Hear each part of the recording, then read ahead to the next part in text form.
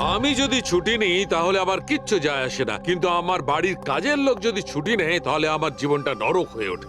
খুব লেট হয়ে গেছে। আরে ভাই, একে ল্যাবে যেতে দেরি হয়ে গেল, তার উপর আবার কে এলো?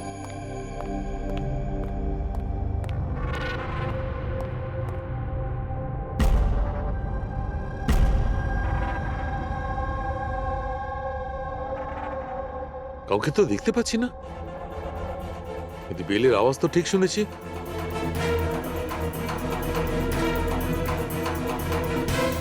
চোখে কাউকে দেখা যাচ্ছে না, কিন্তু কানে শোনা গেল কোনো গন্ডগোল আছে।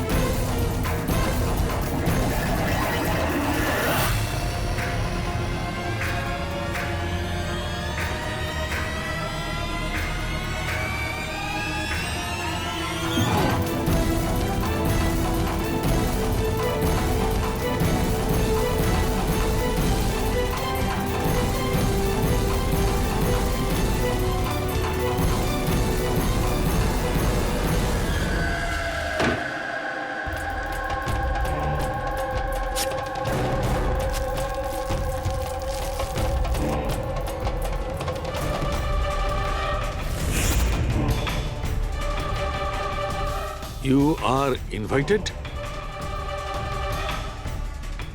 to a murder at 10 Wood Villa, Piali Hills, 400876. Catch me if you can.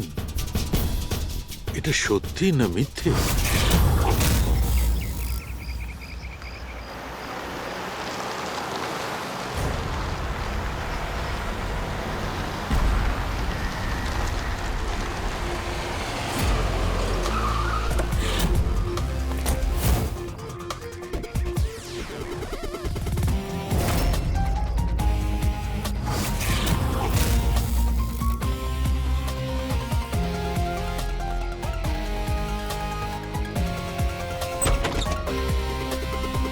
Sir, এই বাড়ির ওনার রায়না, আরো আধ ঘন্টার মধ্যে আসছে। ওকে, ঠিক আছে। ততক্ষণ একটা কাজ করি। এখানে আমরা যা কিছু পাচ্ছি, এই ব্লাড, কোনো প্রমাণ, সব নিয়ে চলো, কোনো কিছু মিস না হয়। তাহলে জানা যাবে কি হয়েছিল এখানে।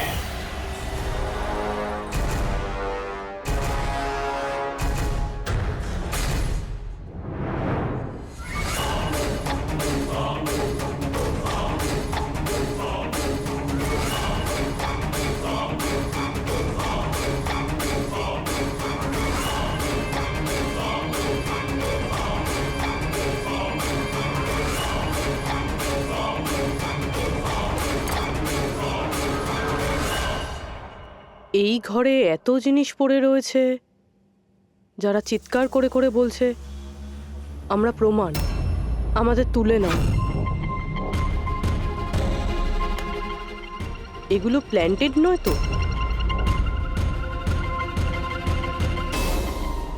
মানে খুনি আমাদের সাথে গেম খেলছে।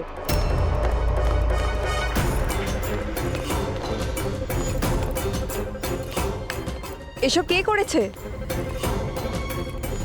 এসব কে করেছে? What is all this? অদ্ভুত তো স্যার, এ তো আমাদেরকে জিজ্ঞেস করছে কি করে হলো।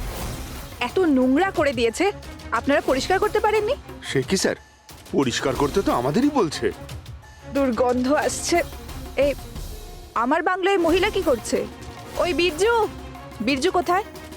বীরজু, বীরজু! লাশ থেকে মানুষ হয় অজ্ঞান হয়ে যায়, না হলে মাথা ঘুরে পড়ে যায়। এর তো কিছুই হলো না। বীরজু, বীরজু, বীরজু, এই বীরজু, বীরজু! আচ্ছা ম্যাডাম, আপনি এই বাংলোটাকে এরকম বেওয়ারিশ ফেলে রেখেছেন? এক্সকিউজ মি, এটা অন্য কারোর বাড়ি নয়, এই বাড়ির মালকিন আমি। এটা আমার পৈতৃক বাংলো। আচ্ছা, এটা যখন আপনারই বাংলো, তাহলে কোনো কেয়ারটেকার নেই কেন এখানে? অফকোর্স আছে বীরজু, বাট এখন জানি না কোথায়। বীরজু, একটা মহিলার লাশ পড়ে আছে আপনার বাংলোতে আর আপনি বলছেন জানেন না? আমি কিছুই জানি না, আর আপনারা প্লিজ এখান থেকে বেরিয়ে যান আর যেতে যেতে সবকিছু পরিষ্কার করে যান। বীরজু! স্যার, এই মহিলা কিরকম অদ্ভুত টাইপের, একটু ঢ্যাটা।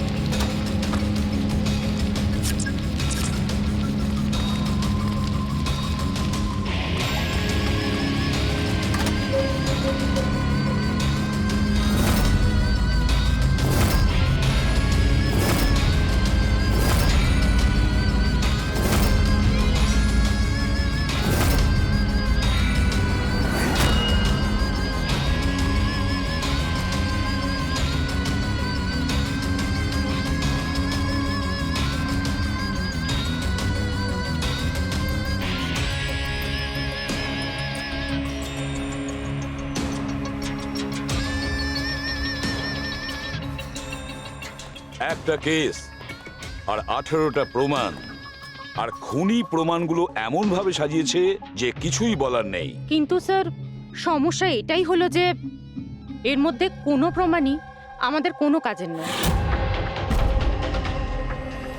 এই সমস্ত প্রমাণ আমাদের কাজে লাগবে না, এর মানেটা কি সারিকা? তার মানে স্যার, এই সমস্ত প্রমাণই পুরনো। হোয়াট? এই সমস্ত প্রমাণ পুরনো মানে কি মেয়েটাও পুরনো? ছাড়ো, কত পুরনো তুমি বলো। স্যার, 4 থেকে 10 বছরের পুরনো। এই সমস্ত প্রমাণ 4 থেকে 10 বছরের পুরনো, তার মানে এই মেয়েটাকে 10 বছর আগে খুন করা হয়েছে। আর কি পাওয়া গেছে প্রমাণ থেকে সেগুলো বলো। এই সমস্ত প্রমাণগুলোতে 20 জন আলাদা মানুষের ডিএনএ পাওয়া গেছে। তার মানে 20 জন আলাদা আলাদা লোক এই প্রমাণগুলোকে ছুঁয়েছে, তাই তো? হ্যাঁ স্যার। তাহলে আঙ্গুলের ছাপ তো নিশ্চয়ই পাওয়া গেছে। না, পাওয়া যায়নি। কিন্তু স্যার, একটা খুব গুরুত্বপূর্ণ কথা জানা গেছে। ক্রাইম সিনে যে এত রক্ত পাওয়া গিয়েছিল, ওই রক্ত কোনো মানুষের নয়, বরং কোনো পশুর রক্ত ছিল। কি? ডক্টর সারিকা, এই মেয়েটার শরীরে যে রক্ত লেগেছিল সেটাও কি কোনো পশুরই? না না, এই মেয়েটার শরীরে আর জামা কাপড়ে যে রক্ত পাওয়া গিয়েছিল সেটা এরই আসল রক্ত। কিন্তু এটা ছাড়া ওখানে আর যা যা ছিল সমস্তটাই প্লান্ট করা হয়েছিল। মোটামুটি 20 জনের ডিএনএ আর এতগুলো প্রমাণ ক্রাইম সিনে এলো কোত্থেকে স্যার? সেটাই তো, এতগুলো প্রমাণ, কিন্তু আমাদের হাতে কিছুই নেই। বাহ, তুমি এখন চুপচাপ বসে থাকো, কিছুই তুমি বলো না, আমরা গল্প বলছি তাই না? বস, আমি জানি এই সমস্ত প্রমাণগুলো কোথা থেকে এসেছে। গত কয়েক বছর ধরে সিআইডি যতগুলো কেস সলভ করেছে, তার মধ্যে থেকে কিছু ইম্পর্টেন্ট কেসের ইম্পর্টেন্ট এভিডেন্স হচ্ছে এই সবগুলো। কি?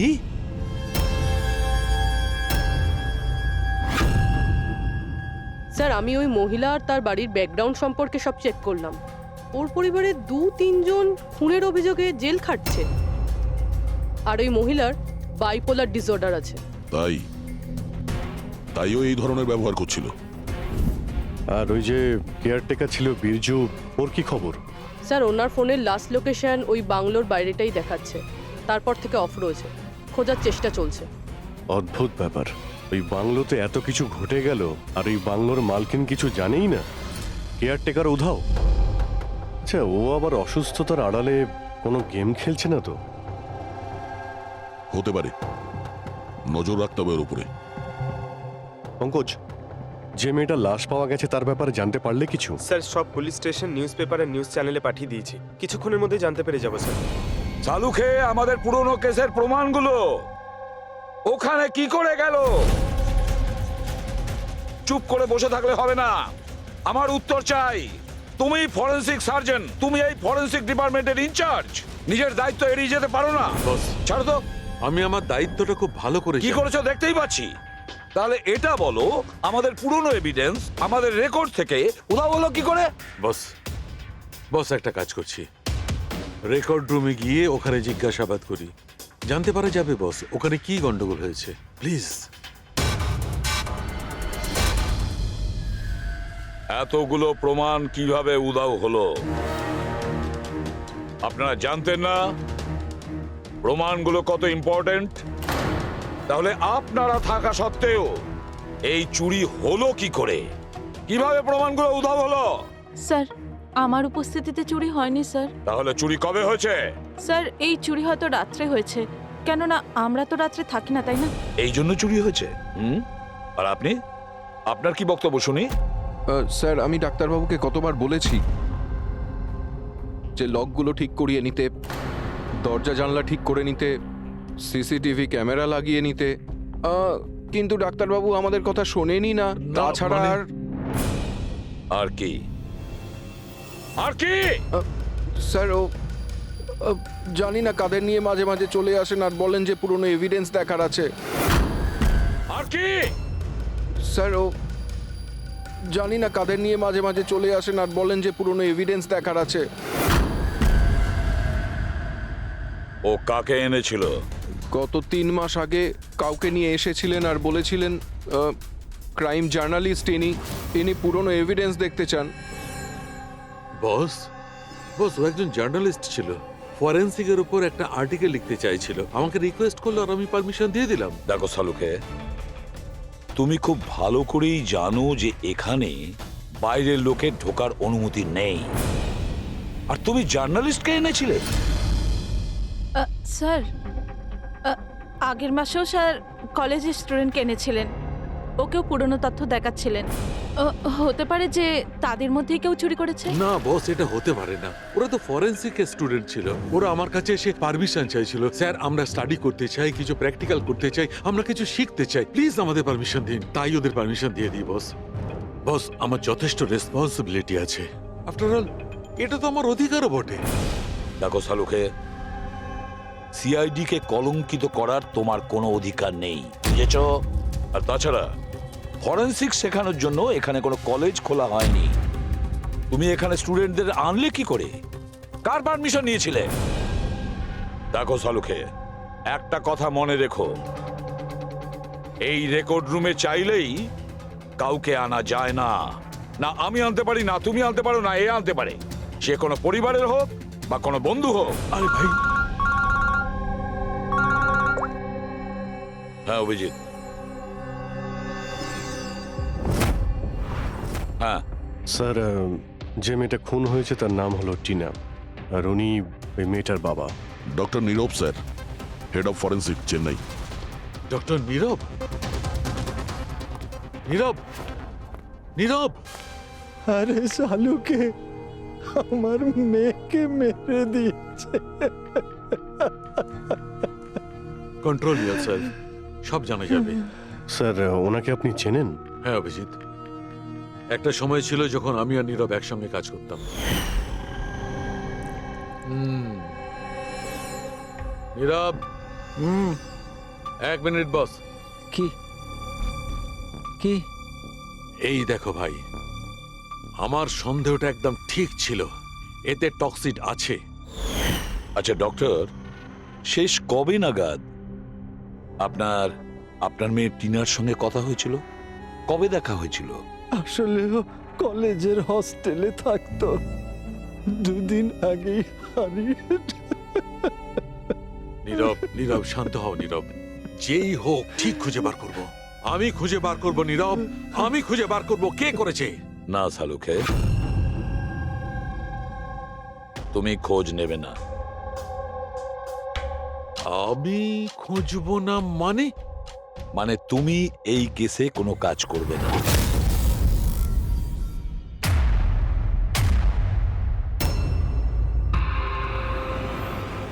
কেন? কারণ তোমার গাফিলতির জন্য ফরেনসিক রেকর্ড রুম থেকে প্রমাণ চুরি হয়ে গেছে। সালুকে ইউ আর সাসপেন্ডেড যতক্ষণ না কেস সলভ হচ্ছে।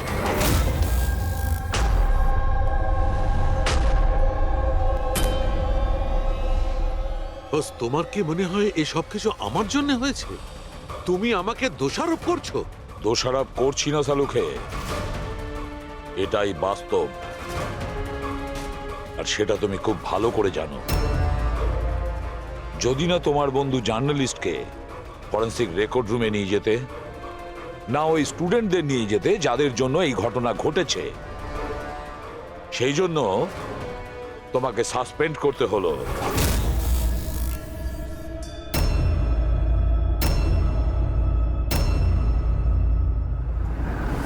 কিন্তু ভাই, নীরবের আমাকে প্রয়োজন আছে, এই কেসটাতে আমার প্রয়োজন আছে, প্লিজ।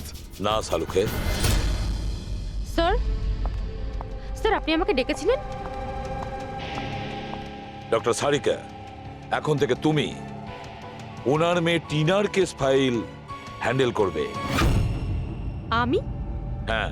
কিন্তু স্যার, দয়া, অভিজিৎ, সালুকের বন্ধু জার্নালিস্ট আর ওই স্টুডেন্টগুলো যারা ফরেন্সিক রেকর্ড রুমে এসেছিল, সবার খুব ভালো করে এনকোয়ারি করো, খুব ভালো করে। স্যার। ডক্টর সালুকে, ডক্টর সালুকে,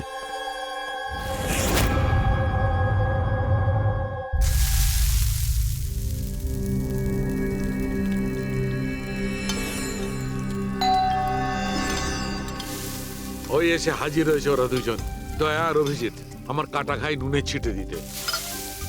আমি জানি ওরা কি বলবে, স্যার কিচ্ছু হবে না, আপনার উপর আমাদের পুরো বিশ্বাস আছে, সব ঠিক হয়ে যাবে, ছাই ঠিক হয়ে যাবে। প্রথমে অপমান করে বাইরে বার করে দেবে, তারপর এদের দুজনকে পাঠাবে মলম লাগাতে। যাও যাও, ওকে একটু সান্ত্বনা দিয়ে এসো। ধ্যাৎ।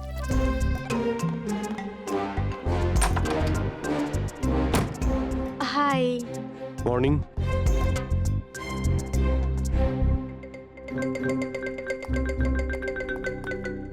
আরে কেন টেনশন নিচ্ছেন স্যার, সব ঠিক হয়ে যাবে। আমাদের আপনার ওপর পুরো বিশ্বাস আছে ডক্টর। আমরা বিশ্বাস করি আপনি কোনো ভুল কাজ করতে পারেন না, কিন্তু কি করব, প্রোটোকল তো ফলো করতেই হবে না। দেখো, তোমাদের থেকে আমি কোনো রকম সহানুভূতি চাই না, আর হ্যাঁ, তোমাদের এসিপি সাহেবের সহানুভূতিরও একদম দরকার নেই। আমি বাচ্চা নই, কাঁদছি না। আমি জানি প্রদ্যুমন নিজের ডিউটি সম্পর্কে খুব সচেতন হওয়া উচিত। গুড। স্যার, আমার খুব খারাপ লাগছে, আই এম ভেরি সরি। আপনার সামনে এসিপি স্যার না আমাকে। সারিকা, লজ্জা পাবার কোনো দরকার নেই। তুমি নিজের কাজটা মন দিয়ে করো, প্রত্যেকটা জিনিস মন দিয়ে দেখবে, কোনো না কোনো সূত্র নিশ্চয়ই পাবে। আমরা যা কিছু স্পর্শ করি আমাদের ছাপ রেখে যাই। রিমেম্বার, এভরি কন্ট্যাক্ট লিভস এ ট্রেস বিহাইন্ড। ব্যাস, এই ফর্মুলাটা ফলো করবে। আর হ্যাঁ, যতদিন এই কেসটা সলভ না হয়, প্লিজ এখানে আসবে না। স্যার, আমি জানি আমি নিরপরাধ, আর আমি সেটা প্রমাণ করেই ছাড়ব। ততদিন পর্যন্ত প্লিজ লিভ মি অ্যালোন। তোমরা কেসটা মন দিয়ে করো।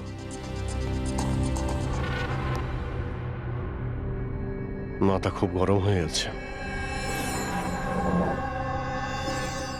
স্যার। খুব খিদে পেয়েছে, আজকে কি রান্না করেছেন?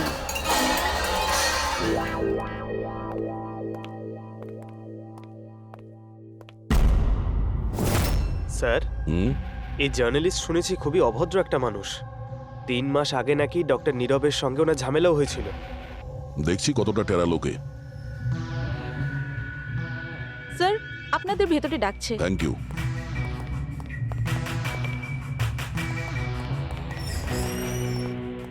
আরে বাহ, ভাগ্য আমার, আজ তো সিআইডি টিমের সিনিয়র অফিসার দয়ার সঙ্গে আমার দেখা হয়েই গেল। আরে বসুন বসুন। আমরা এখানে বসতে আসিনি। আরে এত রাগের কি আছে মশাই? আচ্ছা ছাড়ুন চাকে। এটা বলুন যে কি খাবেন, চা, কফি, ঠান্ডা? ঠান্ডা ঠান্ডা ফান্ডা খাই না আমরা। আচ্ছা মিস্টার দয়া, আমি অনেক দিন থেকে সিআইডি টিমের উপর একটা ডকু ড্রামা করার কথা ভাবছিলাম, কিন্তু আমাদের রেসিপি স্যারকে পাওয়াই যায় না। আপনি তো জানেন নিশ্চয়ই সিআইডি আজে বাজে লোককে এন্টারটেন করে না।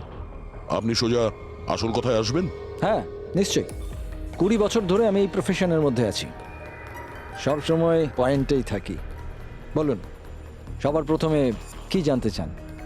ডক্টর নীরবের সঙ্গে ঝগড়ার ব্যাপারে নাকি ফরেন্সিক রেকর্ড উইংয়ের বেহাল অবস্থার ব্যাপারে? ডক্টর নীরবের সঙ্গে তোমার ঝগড়াটা কি ছিল? না, আমার সাথে ওর কোনো ঝগড়া ছিল না, আমি শুধু ওকে সততার একটা আয়না দেখিয়েছিলাম। ওর খারাপ লাগলো সেটা। তার মানে? মানে হলো ডক্টর নীরবের কাজের ওপর আমি একটা আর্টিকেল লিখেছিলাম। আমার হিসেবে উনি ফরেন্সিক কাজের জন্য বিশ্বস্ত ছিলেন না, সামান্য ঢিলে ঢালা টাইপের ফরেন্সিক এক্সপার্ট ছিলেন। সেই জন্য তিনি আমার ওপর মানহানির কেস করে দিলেন। খুব অসম্মান হয়েছিল ওনার।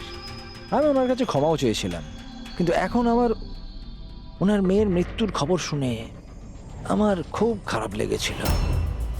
আর আপনি দুঃখ প্রকাশ করার জন্য এভিডেন্স রুম থেকে এভিডেন্স চুরি করে সেখানে ফেলে দিলেন যেখানে নীরব বাবুর মেয়ে খুন হয়েছিল। আরে দাদা, আমি এটা কেন করতে যাব? আমি কেন পুরনো হার আর রক্তমাখা শাড়ি চুরি করতে যাব? তাহলে তুমি ওই এভিডেন্স উইং এ কি দেখতে গিয়েছিলে? ফরেন্সিক ল্যাব থেকে এভিডেন্স কিভাবে চুরি হয় আমি সেটা দেখতে গেছিলাম।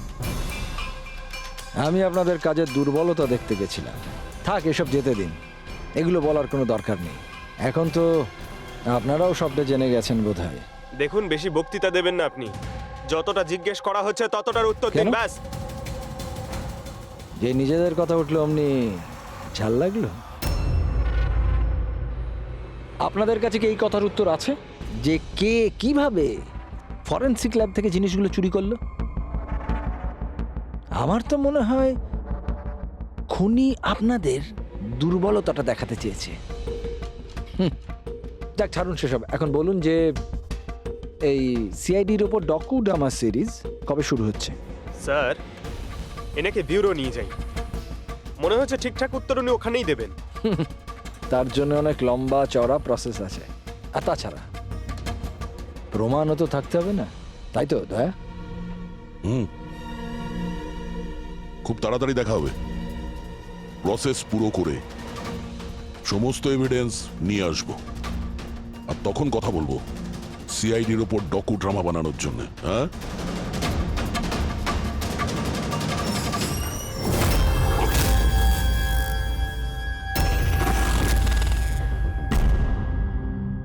ডক্টর নারায়ণী, ইয়েস, হ্যাঁ বলুন। আমরা সিআইডি থেকে একটা কেসের ব্যাপারে আপনার সাথে কথা বলতে চাই। নিশ্চয়ই বলুন। যে স্টুডেন্টগুলো গত মাসে ফরেন্সিক রেকর্ড রুম দেখতে গিয়েছিল তারা প্রত্যেকেই চুরি আর খুনের দায়ে সাসপেক্ট। হোয়াট? অফিসার, আপনার নিশ্চয়ই কোথাও ভুল হচ্ছে। আমাদের স্টুডেন্ট কখনো এরকম করতে পারে না। আমরাও সেটা আশা করি যে ওরা কিছু করেনি, কিন্তু খুন তো হয়েছে আর ওরা প্রত্যেকেই অভিযুক্ত। দেখুন, আমাদের বাচ্চারা শুধুমাত্র এডুকেশন ট্যুরের জন্য গেছিল, আর আপনারা ওদের সন্দেহ করছেন? আমাদের কাজ হচ্ছে কেসটা সলভ করা আর অপরাধীকে উপযুক্ত শাস্তি দেওয়া। আপনি প্লিজ ওই 10 জন স্টুডেন্টকে ডাকুন, আমরা তাদের জিজ্ঞাসাবাদ করব আর তাদের আঙুলের ছাপ নেব। দেখুন, ব্যাপারটা বুঝুন, ওরা স্টুডেন্ট। দেখুন, ওদের উপর তো আমরা 3rd ডিগ্রি ইউজ করছি না, আমরা শুধু জিজ্ঞাসাবাদ করব।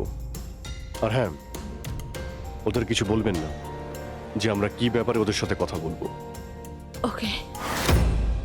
ফরেন্সিক রেকর্ড রুম দেখে তোমাদের কেমন লেগেছিল? স্যার, আমার তো দম আটকে যাচ্ছিল ওখানে। ওটা কোনো জায়গা হলো? পুরনো দাঁত, হাড়, রক্তে মাখা কাপড়। আমার তো এই জায়গাটা একদম ভালো লাগেনি, খুব অদ্ভুত অনুভূতি হচ্ছিল। তোমার কি সবসময় সর্দি কাশি হয়? না ম্যাম, মাঝে মাঝে হয়। স্যার, আমার কাছে ওই জায়গাটা সম্পূর্ণ ইউজলেস ছিল। দেখাশোনা নেই, না কোনো প্রমাণ আছে ঠিক মতো। আর স্যার, আমি তো ওই কোল্ড কেস ফাইলের এভিডেন্স বাড়ি নিয়ে যেতে চেয়েছিলাম, যাতে আমি ওটার উপরে স্টাডি করতে পারি। আমি রোমাঞ্চিত হচ্ছিলাম। খুনি আর নিহতদের চিন্তাভাবনা কল্পনা করার চেষ্টা করছিলাম। খারাপ চিন্তা, দুঃখ, কষ্ট।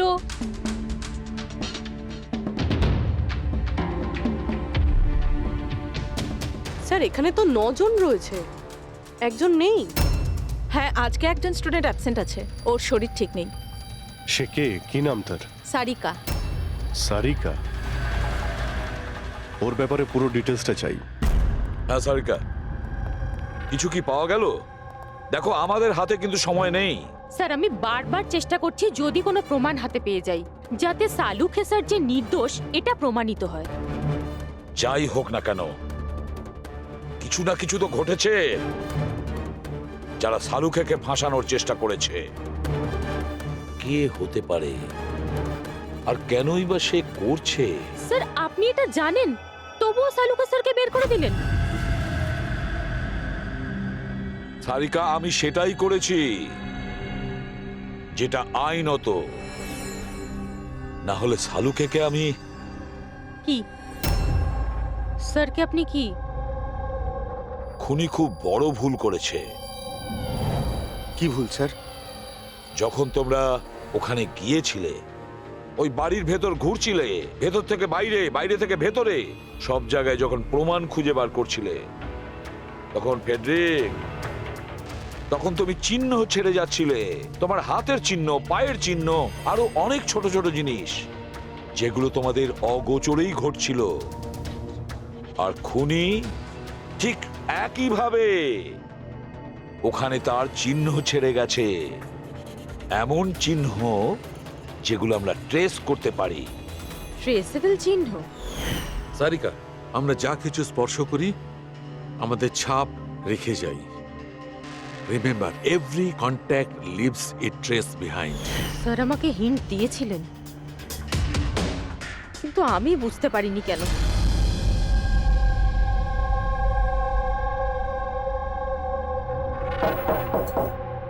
হ্যাঁ বলুন।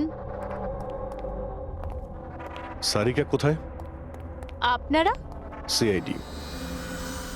আপনি কে? স্যার আমার নাম রূপালী। আর সারিকা? স্যার ও তো এখানে নেই, কালকেই চলে গেছে। কোথায় গেছে? ম্যাম ও নিজের বাড়ি চলে গেছে। কালকে ও এলো, তারপর তাড়াহুড়ো করে নিজের ব্যাগ প্যাক করলো, আর খুব তাড়াহুড়োতে ছিল তাই নিজের ফোনটাও ফেলে গেছে। কোনো কারণ কি বললো এত তাড়াহুড়ো করে বাড়ি যাওয়ার জন্য? হ্যাঁ স্যার, ও বলছিল যে ওর বাড়ির কোনো লোক অসুস্থ আছে। কি? স্যার, ফরেন্সিক সেন্টার থেকে জানতে পারলাম সারিকা অসুস্থ, আর এ বলছে যে ওর বাড়ির কেউ অসুস্থ। কিছু তো একটা ব্যাপার আছে। আচ্ছা রূপালী, এই সারিকার বাড়ি কোথায়? স্যার কানপুর। কানপুর? আর তোমরা একসঙ্গেই থাকতে? হ্যাঁ স্যার, আমরা রুমমেটস ছিলাম। আচ্ছা, তোমরা কতদিন একসাথে রয়েছো? এই হবে 8-9 মাস। 8-9 মাস ধরে তো একে অপরের ব্যাপারে নিশ্চয়ই ভালোই জানবে। কি কেমন মেয়ে ছিল সারিকা, কিছু বলতে পারবে তুমি? স্যার ও তো খুব ভালো মেয়ে ছিল। ইনফ্যাক্ট ও নিজের কাজ নিয়েই ব্যস্ত থাকতো, মানে ফরেন্সিক ইনস্টিটিউট যাওয়া, ওখান থেকে ফিরে আসা, এইসব নিয়েই থাকতো। Forensic centre? তো ও কি ওখানকার কোনো কথা তোমাকে বলেছিল? হ্যাঁ, ফরেন্সিক ইনস্টিটিউটের ব্যাপারে কিছু কিছু কথা আমাকে বলতো। যেমন এই কিছুদিন আগেও আমাকে বলছিল যে... তুই জানিস রূপালী, প্রমাণ ট্রেস করে যে কাউকে ফাঁসানো যেতে পারে। রিয়েলি? কিন্তু এটা কিভাবে হতে পারে? আরে বোকা, সব কিছু হতে পারে। আমি সব করতে পারি। যে কোনো কেসকে পাল্টে দেওয়া যায় শুধুমাত্র প্রমাণের ওপর ভিত্তি করে। এবার দেখ আমি কিভাবে সবার মাথা ঘুরিয়ে দিতে পারি। স্যার, টিনা আর ডক্টর সালুঙ্কের কেসেও তো তাই ঘটেছে। আর এই সারিকাও কেটে পড়েছেন। ওকে তাড়াতাড়ি খুঁজে বের করতে হবে।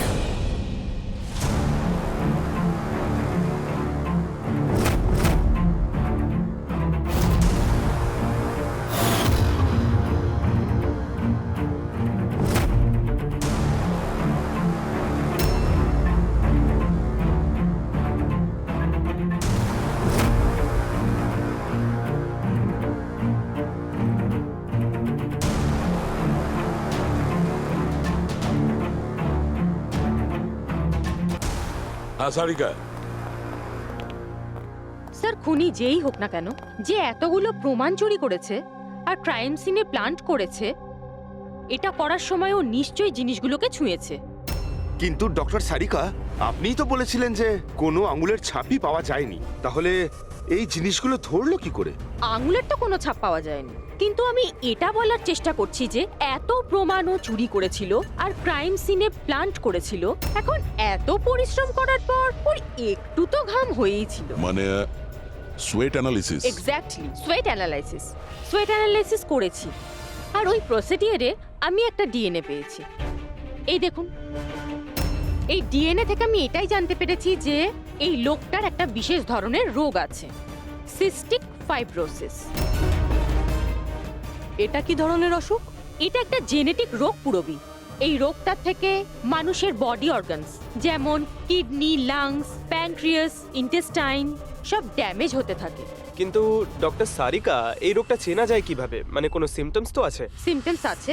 যদি এই রোগটা অনেক বছর ধরে থাকে তাহলে সেই মানুষটার গ্রোথ পুয়ার হয়ে যায়, ফ্যাটি স্টুলস হতে থাকে, শ্বাস নিতে প্রবলেম হয়, খুব কাশি হয়, ইনফ্যাক্ট সাইনাস ইনফেকশন হতে পারে। শ্বাস নিতে কষ্ট আর কাশি। আচ্ছা, তার মানে এরকম পেশেন্টদের নিশ্চয়ই হসপিটালে বারবার যাতায়াত করতে হয়। কনস্ট্যান্ট মনিটরিং এর দরকার হয়। ব্যাস, তাহলে অভিজিৎ, শহরে যতগুলো হসপিটাল আছে সেখানে গিয়ে খোঁজ নাও এই ধরনের রুগী কজন আছে, আর তাদের মধ্যে কি এমন কোনো পেশেন্ট আছে যার আমাদের এই কেসের সঙ্গে কোনো সম্পর্ক আছে।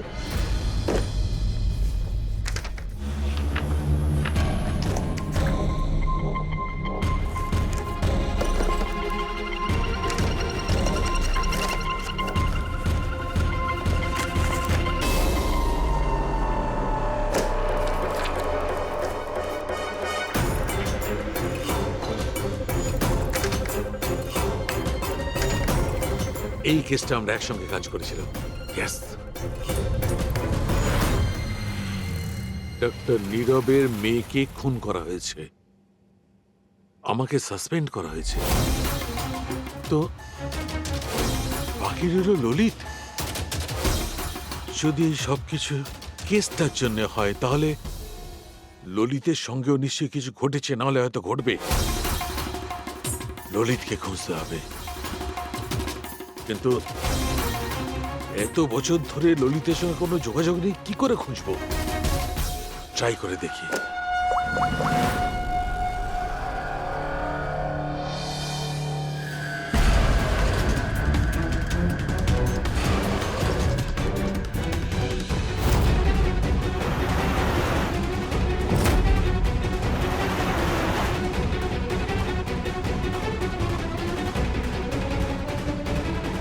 আর ইউ শিওর এটা ওনার ছবি? হ্যাঁ স্যার, উনি।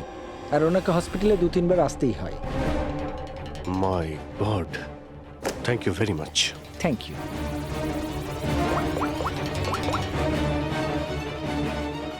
দয়া, খুনের ব্যাপারে জানতে পেরেছি। কি? ডক্টর ললিত মারা গেছেন 5 বছর আগে? হ্যাঁ স্যার, আপনারা মেয়ের সাথে দেখা করতে পারেন। কোথায় ওর মেয়ে? আমি কথা বলতে পারি? সে তো মুম্বাইতে আছে স্যার, সারিকা নাম ওর। সারিকা? হ্যাঁ sir. Okay, thank you. Sarika মুম্বাইতে।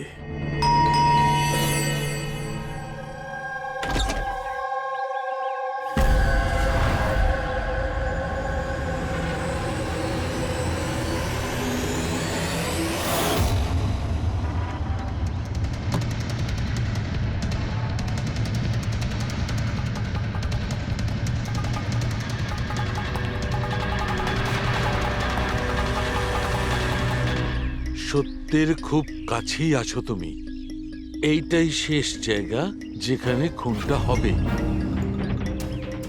অপেক্ষা করছি তুমি আসবে, ওইখানে যেখান থেকে সব শুরু হয়েছিল 8 বছর আগে।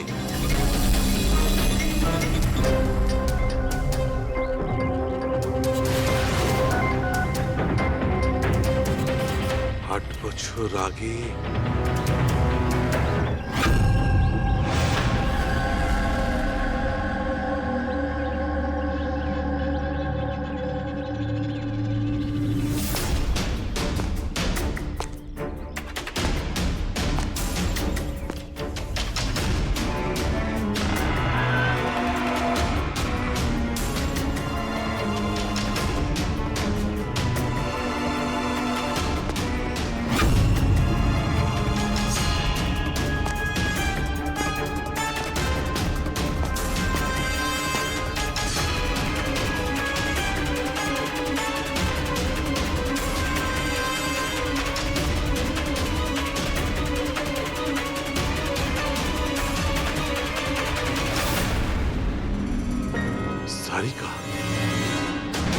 একে কে মারল? হঠাৎ আলোটা নিভে গেল কেন?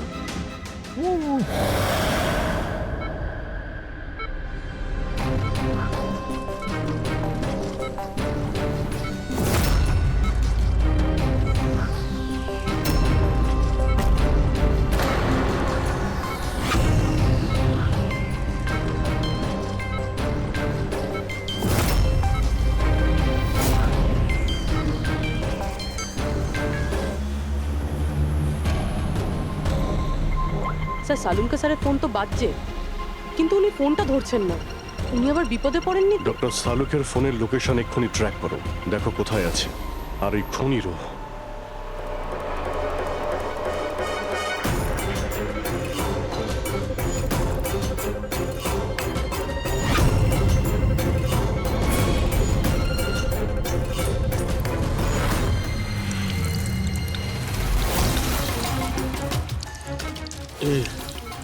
এসব কি করছো? তোমার মৃত্যু আস্তে আস্তে আর খুবই কষ্টদায়ক।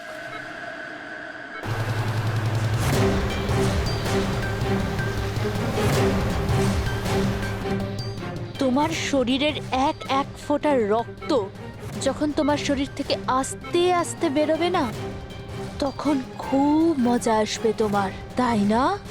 কিন্তু তুমি এসব কেন করছো? নিজের বাবার মৃত্যুর প্রতিশোধ নিচ্ছি। আরে খুনি হচ্ছ তোমরা তিনজন। তোমার বাবা রঘু? হ্যাঁ, রঘু, যাকে তুমি, ডক্টর ললিত আর ডক্টর নীরব মিলে মেরে ফেলেছো। আর তোমাদের জন্য আজ আমার বাবা আমার সাথে নেই। মেরে ফেলেছি? আমরা? কিভাবে? প্রমাণ জোগাড় করে মেরে ফেলেছো। তোমরা প্রমাণ জোগাড় করে আমার বাবাকে ফাঁসির শাস্তি দেয়া করিয়েছো। দেখো দেখো, প্রমাণ জোগাড় করা, শাস্তি দেওয়া, এটা ফরেন্সিকের কাজ। কাজ এটা? নিশ্চয়ই নিশ্চয়ই এটা তোমাদের কাজ, কিন্তু তোমরা আমার ব্যাপারে তো ভাবোনি না। ওই মেয়েটার ব্যাপারে যার থেকে যার বাবাকে ছিনিয়ে নিয়েছো। আমার বাবার মৃত্যুর পরে আমি ডিপ্রেসড হয়ে গিয়েছিলাম। আর এই সব থেকে বেরোনোর পরে আমি ভেবে নিয়েছিলাম, ঠিক করে নিয়েছিলাম যে আমি তোমাদের তিনজনকেই এই মৃত্যুর শাস্তি দিয়ে তারপরেই ছাড়বো। আর এই জন্যই তুমি টিনাকে মেরে ফেলেছো? হ্যাঁ, মেরে ফেলেছি আমি ওকে, কারণ আমি জানতাম ডক্টর ললিত 5 বছর আগেই মরে গেছে। আর পড়ে রইল তুমি আর ডক্টর নীরবের প্রশ্ন। তো আমি জানতাম যে ডক্টর নীরব নিজের মেয়ে টিনাকে খুব বেশি ভালোবাসে। টিনার মরে যাওয়ার পর ও নিজেই নিজেকে মেরে ফেলবে। আর তুমি, আর পড়ে রইল তোমার প্রশ্ন, তুমি তোমার ফরেনসিক অফিসকে খুব ভালোবাসো। যখন ওখান থেকে তোমাকে ধাক্কা মেরে অপমান করে বার করে দেবে, তখন তো তুমি নিজেকেই নিজে মেরে ফেলবে। কিন্তু সারিকা তোমার কি ক্ষতি করেছিল?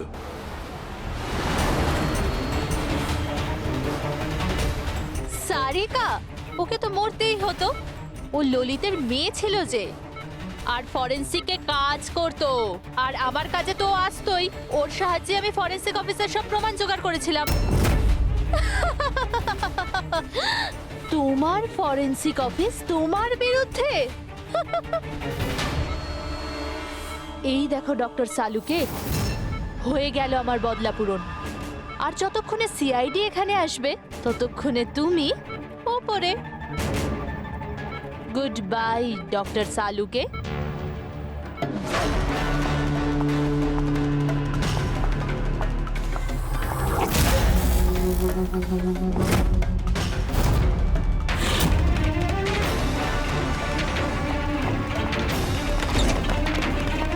রূপালী, খেলা শেষ তোমার। আমার খেলা শেষ নাকি সালুকের? বাঁচাতে পারবে তো তোমরা?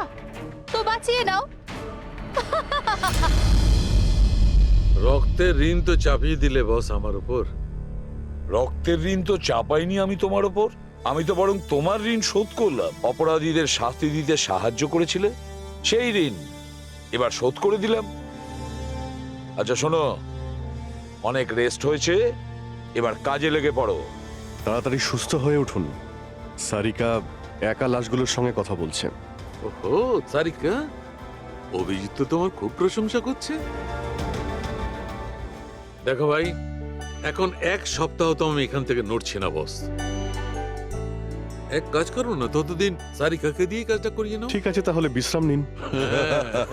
Silence please. সালুখে, সাইলেন্ট, চুপ। এই